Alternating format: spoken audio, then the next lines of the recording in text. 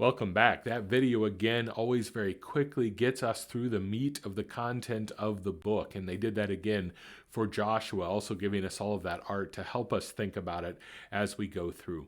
There's two things from the actual video I want to address, and then we'll go forward into the content of the book of Joshua. The first thing is that it rightly says that Joshua becomes sort of a new Moses. And what do we mean by that? Well, we mean that God has him do very similar things to what Moses had done, right? He's going to lead the people across a body of water. He's going to send those spies in. He's going to draw attention for the people of God to the word and commandments of God. So all of those things are indeed right, that Joshua is in one sense a new Moses. But the only other thing I wish they would have emphasized a little bit more is that Joshua is also sort of a forerunner to Christ. They even have the same name, right? Joshua, Yeshua, and Jesus, right? They're all the same name, and it all means God saves. So we even get this clue in his name itself that Joshua is here in the Old Testament giving us a picture of what Jesus is going to do. Namely, that Jesus is going to lead us through waters into a new life and a new land, right? Joshua with the promised land in the Old Testament, Jesus through the waters of baptism into this new life in his kingdom, and ultimately into a new heaven and new earth where we'll live with him forever. So that's the first thing. Joshua, besides being a new Moses, is also a foretaste of Jesus.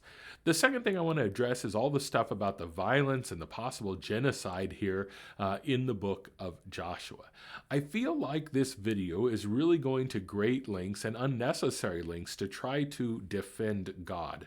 I think the real trouble is this. We don't like the idea of God punishing wickedness. And why do we not like that idea? Well, we don't like it because we know that we at times do wickedness, more times than we would like to admit. And therefore, when we see these stories of God actually unleashing his wrath upon wicked people and even wicked nations, we rightly get a little bit nervous. But that's okay. That's the law of God at work. And then when we hear the great gospel that God forgives us for Christ's sake, we rejoice, right? So this story is not about God just picking out some group or some race and telling the Israelites, why don't you go destroy them by any means? No, it is God punishing these godless nations who are trusting in false idols. He created all people. He's a jealous God, remember? And so therefore he is now carrying out his wrath and punishment. At the same time, he is fulfilling a promise he made to bring his people into the promised land. And so those two come together here as they often do. God bringing his gracious promises about, and at the same time punishing the wicked.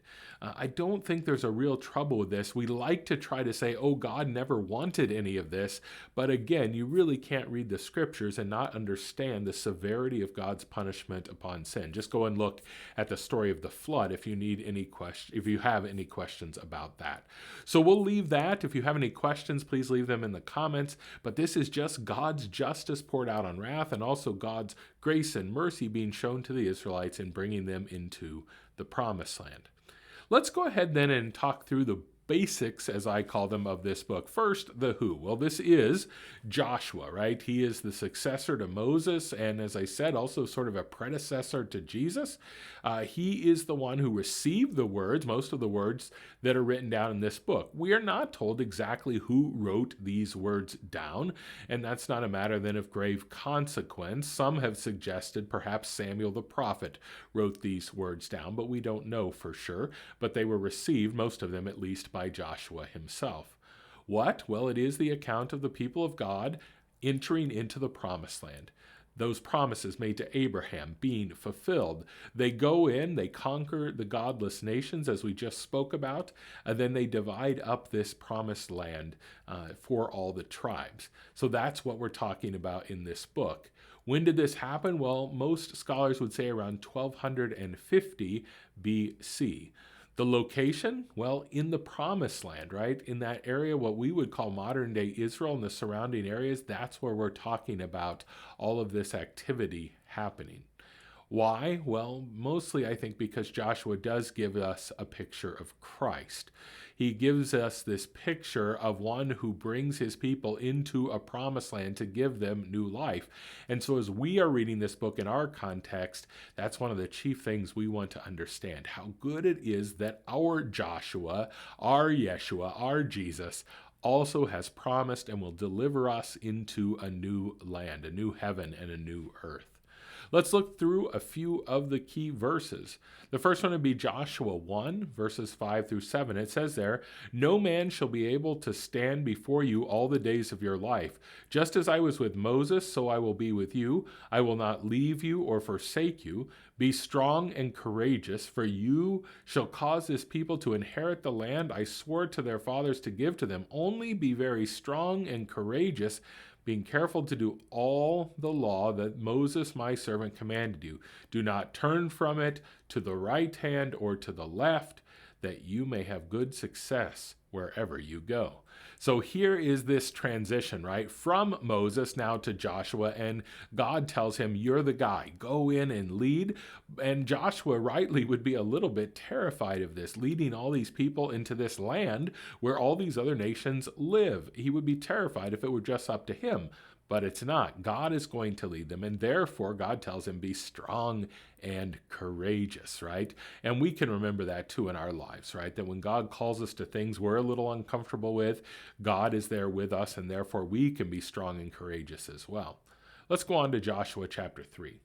Joshua chapter 3, verse 11 through 13 says, "Behold, the ark of the covenant of the Lord of all the earth is passing over before you in the Jordan. Now therefore take 12 men from the tribes of Israel, from each tribe a man, and when the soles of the feet of the priests bearing the ark of the Lord of all the earth, shall rest in the waters of the Jordan shall be cut off from flowing, and the waters coming down from above shall stand in one heap." Interestingly, I think sometimes when we think about the crossing of a body of water, we remember quickly the Red Sea.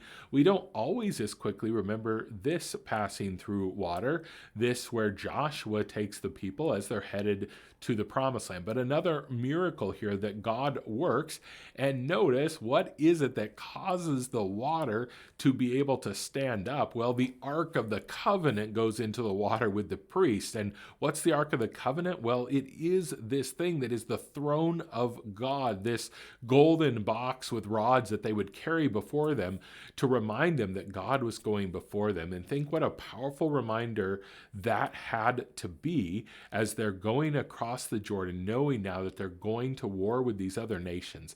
What a comfort to know that their God goes first, and it all starts with this great miracle of the crossing of the Red Sea. Let's go on to Joshua chapter 5, verses 10 through 11. It says, "While the people of Israel were encamped at Gilgal, they kept the Passover on the 14th day of the month in the evening on the plains of Jericho. And the day after the Passover, on that very day, they ate the produce of the land, unleavened cakes, and parched grain." This verse might seem like, well, is that a really big deal? But it is, right? Because what have they been doing up to this point? They have been eating this manna in the wilderness as they wandered around, and we know the people grumbled about that. Well, here they are now getting this first taste of this land flowing with milk and honey, all this produce. They're able to eat that now instead of the manna. The manna goes away because now they're going to be provided for in this new land. And what else do? They celebrate the Passover. As they have crossed the Jordan, they go back and think about Moses leading the people across the Red Sea after God had saved them from the plague of death. Let's go ahead to Joshua 6, verse 20. It says, "So the people shouted and the trumpets were blown. As soon as the people heard the sound of the trumpet, the people shouted a great shout, and the wall fell down flat, so that the people went up into the city, every man straight before him, and they captured the city." This is just a short verse, right, about the Battle of Jericho. If you remember anything from the book of Joshua from your Sunday school days, this is probably the story that stands out, right? The people of God marching around the city of Jericho, blowing those horns and shouting, and then the walls come crumbling down, tumbling down, I think the song said. But the walls fall, and they're able to go in and have this victory and take over Jericho. This is sort of the emblematic victory point that is given to us in the scriptures of this entire conquest, of how God was with them, how he did miraculous things for them, and how he brought them then into the promised land according to his promise. Let's go to Joshua 11. Verse 23, it says, So Joshua took the whole land according to all that the Lord had spoken to Moses, and Joshua gave it for an inheritance to Israel according to their tribal allotments. And the land had rest from war. So we have this whole period, right, where the Israelites are at war taking over the promised land, this conquest. And then we get this verse at the end that basically says, that's over, right? Joshua took all the land that he was supposed to, and then he divides it up to the tribes so that they each have a place to live. And then we're given this last thing, right? That there was rest. And this is a common biblical idea, right? That God brings us into the promised land and then he gives us rest. And again, how important is that for us that are looking for a promised land that God has promised us? And what will we find there? Promised rest, right? Rest from our labors, rest from our troubles, rest from sin and death. That's what God delivers to us, and that's what he delivered to the people in Joshua's day also. The final verse that we're going to look at in this video is Joshua 23, verses 14 to 16. This is Joshua speaking, and he says, And now I am about to go the way of all the earth. And you know in your hearts and souls, all of you, that not one word has failed of all the good things that the Lord your God promised concerning you. All have come to pass for you, not one of them has failed. But just as all the good things that the Lord your God has promised concerning you have been fulfilled for you, so will the Lord bring upon you all evil things until he has destroyed you from this good land that the Lord your God has given you. If you transgress the covenant of the Lord your God, which he commanded you, and go and serve other gods and bow down to them, then the anger of the Lord will be kindled against you, and you shall perish quickly from the good land that he has given to you. Now, of course, a lot of that verse has great words of warning, right? If the people of God go into the promised land and forget the one that has saved them and forget his ways, they will be removed. Now, stepping in a little bit ahead in the biblical story, sadly, we know that this did occur. We'll get later in the biblical story to when the people of God are exiled out of the promised land precisely because they did these things that Joshua told them not to do, which God had told Joshua to tell the people not to do. But let's not also forget the great news. Joshua begins by simply saying, every word God has spoken, he's brought it to fulfillment. And isn't this something? These were promises made to Abraham, right? Many, many years ago at this point.